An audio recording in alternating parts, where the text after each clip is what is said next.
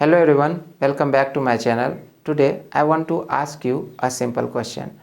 When you speak English, do you try to speak fast? Many English learners do. They believe that speaking fast means speaking fluently, but that is not true. Speaking fast and speaking fluently are two different things.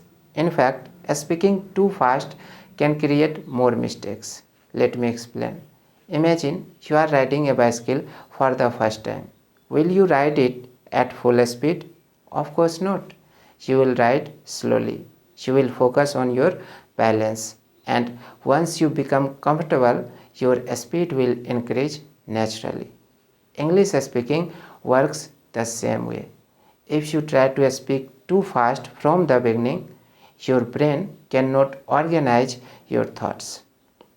You forget words, you make grammar mistakes, and sometimes you stop in the middle of a sentence and you lose confidence.